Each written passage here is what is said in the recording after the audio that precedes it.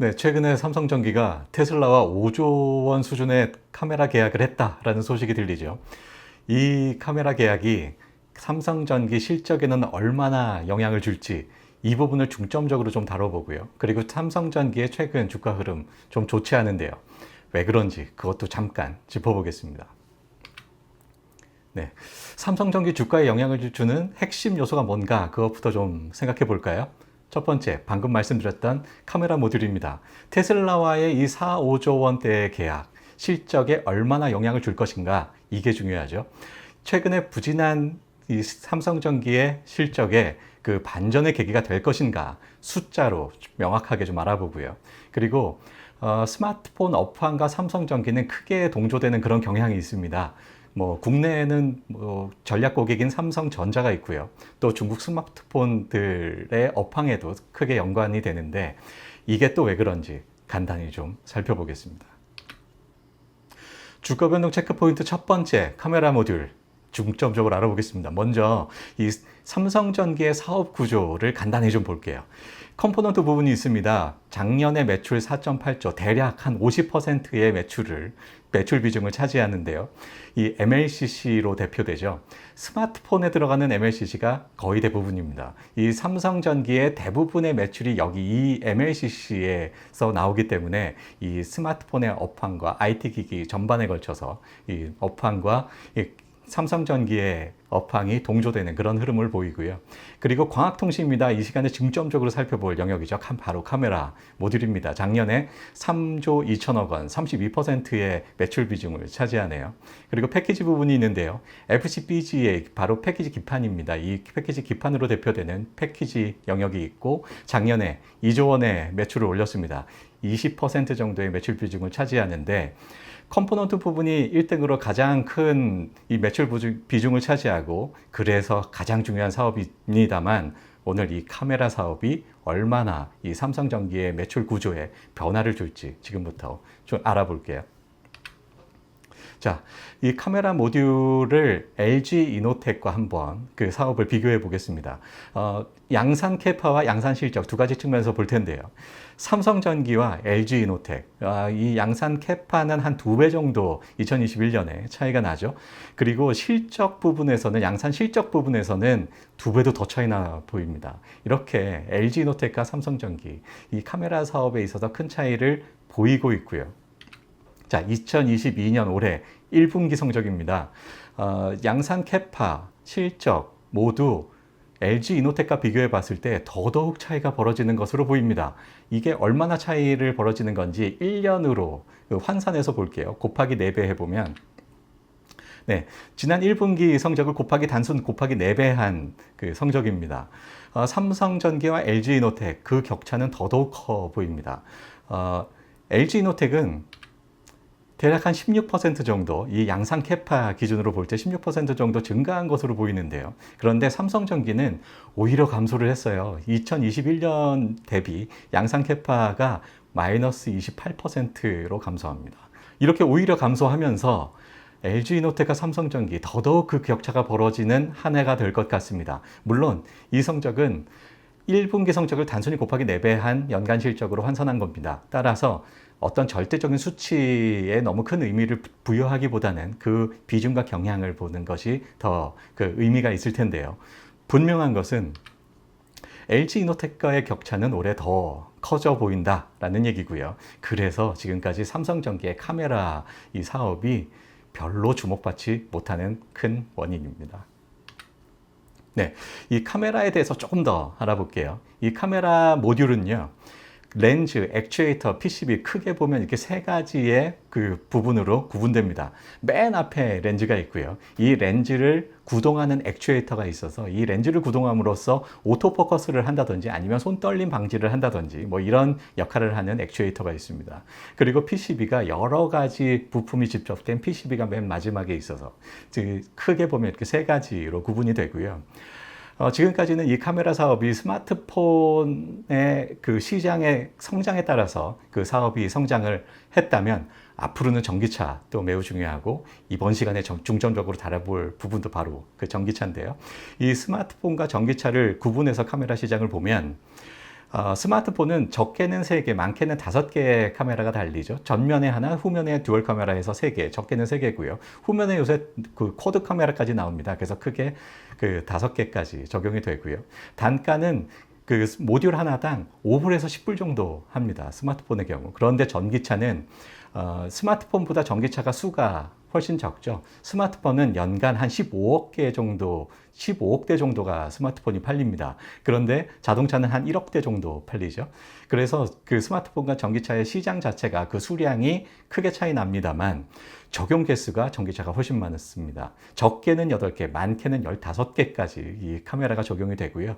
단가도 훨씬 비싼데요. 싸게는 10불에서 비싼 것은 개당 50불까지 하는 그 부분이 바로 전기차의 카메라 모듈입니다. 스마트폰에 비해서 절대적인 그 물량은 전기차가 작지만 대당 적용 개수나 단가가 훨씬 높죠. 그래서 스마트폰에 대항해서 전기차 시장도 그만큼 그 주목받고 많은 그 기업들이 욕심을 내는 이유입니다. 네. 전체 시장 점유율을 보면 LG 이노텍이 26%, 삼성전기가 12% 정도 2021년에 그렇게 시장 점유율을 갖습니다. 대부분이 스마트폰이었고요. 그런데 이 스마트폰은 앞으로 시장이 그리 성장할 것 같지 않아요. 매해 한 15억대 됩니다. 심지어 지금까지는 한 13억대 정도로 줄었어요. 2020년에 코로나19가 전 세계를 강타하면서 대부분의 사업들이 수요가 줄었죠. 그래서 스마트폰도 13억대 수준까지 내려왔고 지금 점차 15억대 수준으로 회복되고 있는 상황인데 전기차 시장은 다릅니다. 전기차 시장은 앞으로 폭발적으로 성장할 것으로 예상되고 그래서 전기차 시장이 매우 중요하죠. 그 전기차 시장 1등 회사 테슬라 시장이 또 그래서 중요합니다. 이 테슬라 시장에서는 LG 이노텍이 70%, 삼성전기가 30%의 그 테슬라 시장 점유율을 갖는 것으로 알려지고 있습니다. 정확한 숫자는 뭐 공개되지는 않았지만 그 정도로 알려지고 있는데요. 테슬라 시장이 또 중요한 이유. 지금까지도 1등이지만 앞으로도 폭발적으로 성장할 것 같기 때문에 그래서 테슬라 시장이 또 중요하죠. 2020년에 테슬라가 50만 대의 매출을 올렸어요. 2021년 작년에는 94만 대였고요. 올해 2022년에는 150만 대까지 성장할 것으로 보입니다. 매해 50만 대씩 테슬라가 더 팔고 있는 그런 상황이죠. 삼성전기가 이번에 테슬라에 4, 5조 원대의 공급 계약을 했다라고 전해지고 있습니다. 이게 사실인지 여부는 삼성전기가 당장은 밝히기 좀 어렵다, 협상 중이다 라고는 하고 있습니다만 내용을 보면 기존에는 100만 화소 정도의 그 카메라가 적용이 되고 있었어요.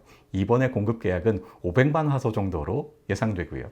그리고 삼성전기의 기존 차량 모듈은 2021년에 1,800억 원의 매출을 올렸고 2022년 올해는 3,000억 원의 매출을 시장에서는 내다보고 있습니다. 정확하게는 이 차량용 카메라를 따로 발표를 하지 않기 때문에 정확한 숫자는 알 수 없습니다만 이 정도 예상을 하고 있습니다.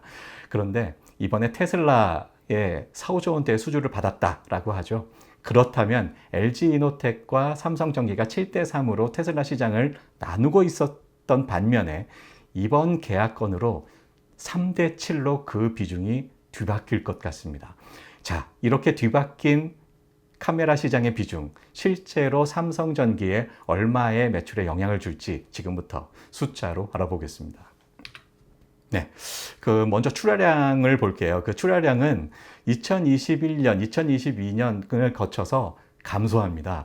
이 삼성전기가 최근에 카메라 모듈 사업이 좀 어렵다라는 거 앞서서 간단히 언급을 했는데요. 그렇기 때문에 또 카메라 모듈 사업이 그리 주목받지도 못했고 오로지 MLCC로 그 삼성전기의 주가는 등락을 거듭하고 있었습니다. 자, 그런데 이번 테슬라의 계약건으로 2023년부터 이 테슬라 물량이 자동차 물량의 상당 부분을 차지할 것 같고요. 그래서 이번 계약건이 사실이다라고 가정을 하고 그리고 그 왼쪽 아래 주요 가정 몇 가지 있죠. 이런 가정을 통해서 전망을 해보면요. 2023년, 24년, 25년에 걸쳐서 총 6,600만 개의 카메라 모듈을 테슬라에 납품할 것으로 계산됩니다. 이렇게 해서 그 전망된 이 테슬라에 공급하는 카메라 대수가 금액으로는 얼마일지 또 계산해 볼게요. 자, 금액으로는 자동차용 카메라 모듈이 스마트폰용보다 훨씬 더 비싸다고 했죠. 한 5배, 최대 한 5배 정도는 더 비싸다라고 앞서서 단가를 말씀드렸는데, 따라서 그 개수는 줄더라도 매출 총액은 별로 감소하지 않고요. 앞으로는 오히려 자동차용 카메라 모듈이 전체 카메라 실적을 견인할 것으로 보이고요. 그리고 자동차 카메라 모듈 실적 중에서 이 테슬라 물량이 상당 부분을 차지할 것으로 보입니다. 자, 그래서 2023년부터 본격적으로 매출 실적이 반영이 돼서 8천억 원, 1조 3천억 원, 1조 9천억 원이 예상이 되고요. 그래서 3년간 이 테슬라 공급 총액은 4조 400억 원으로 전망됩니다. 물론 이것은 여러 가지 이 가정을 통해서 전망해 본 수치입니다. 그래서 정확한 숫자보다는 이 정도의 경향성과 비중을 갖는구나, 이렇게 의미를 새겨보면 바람직해 보이고요. 다만 그래프에서 보시다시피 2022년에는 큰 차이가 없을 것 같아요.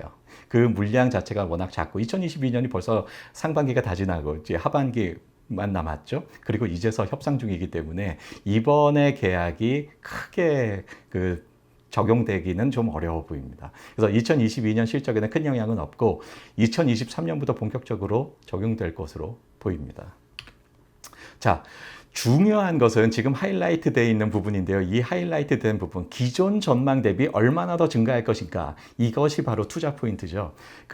증가하는 양은 결국 2023년 기존 전망 대비 약 5천억 원 정도가 상승할 것으로 보이고요. 이 5천억 원이 얼마의 의미를 갖는가, 지금부터 생각해 보겠습니다. 실적 기여 측면에서는 영업이익이 약 1,000억 원 정도 상승할 것으로 보입니다. 2023년 매출 5천억 원 상승한다, 조금 전에 말씀드렸고요. 기존 전망 대비 말이죠. 그리고 광학통신 전체의 영업이익률은 삼성전기가 약 5% 정도 돼요. 그런데 자동차 모듈은 특히나 부가가치가 높죠. 그래서 20%로 생각해 볼 수 있겠습니다. 그래서 1,000억 원의 영업이익 상승이 예상됩니다. 매출 5천억 원에 20%, 1,000억 원의 상승이 예상이 되고, 자, 영업이익 1,000억 원의 상승이 그렇다면 기업 가치에는 얼마나 더 영향을 줄 것이냐, 얼마나 기업 가치를 올려줄 것인가 생각해 보면 약 1조 원 정도의 기업 가치를 올려줄 것이다. 이것을 현 시총 대비 보면 한 9% 정도의 효과로 생각해 볼 수 있겠습니다. 전기차 부품은요, EV 에비타 멀티플을 약 10배 정도 봅니다.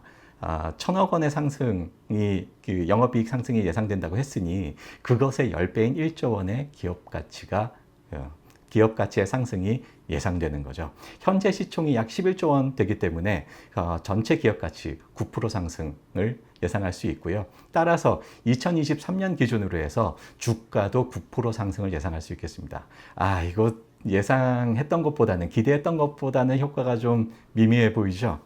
결론적으로 말씀드리면 현재 4, 5조 원대의 계약만으로는 이 단기적인 주가 상승은 제한적이다, 그렇게 판단됩니다.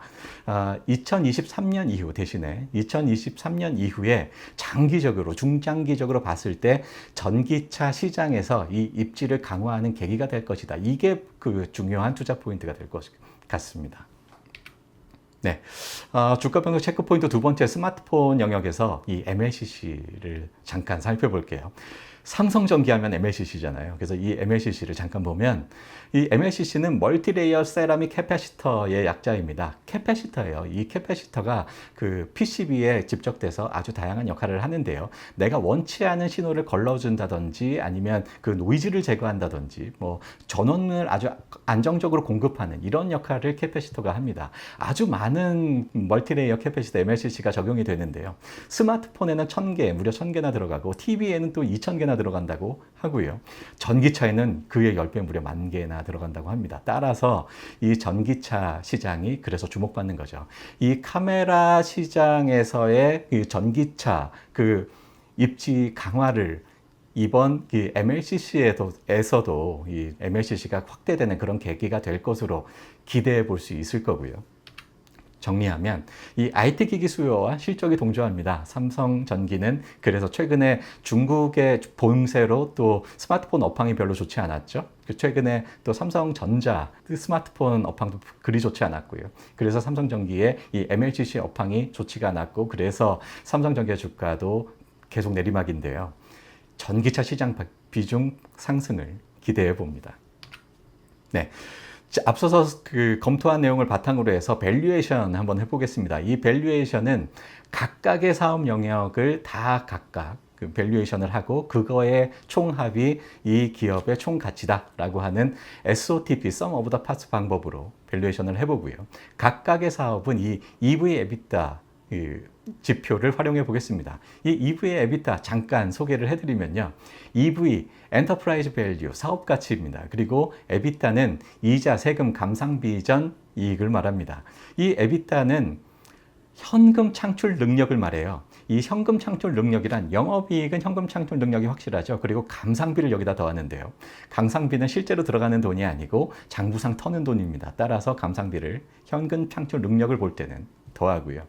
그 현금 창출 능력 대비 이 회사의 기업 가치가 사업 가치가 얼마냐 이것을 보는 것이 바로 EV EBITDA입니다. 자, 이렇게 해서 EV EBITDA 지표로 사업 가치들을 도출해 보고요. 그리고 비사업 가치가 있어요. 뭐 다른 회사들의 지분 가치 그리고 순현금이 있는데 이것까지 더하면 총 삼성전기의 기업 가치가 나오겠습니다. 자, 사업 가치를 보면 각각의 사업, 컴포넌트, 광학통신 패키지 각각의 사업들이 있죠. 2022년 기준 EBITDA를 살펴보면 영업이익의 감상비 더한 거예요. 각각이 1조 6천억 원, 그리고 광학통신 2천억 원, 패키지 7천억 원이 됩니다. 그리고 여기서 멀티플이 중요한데요.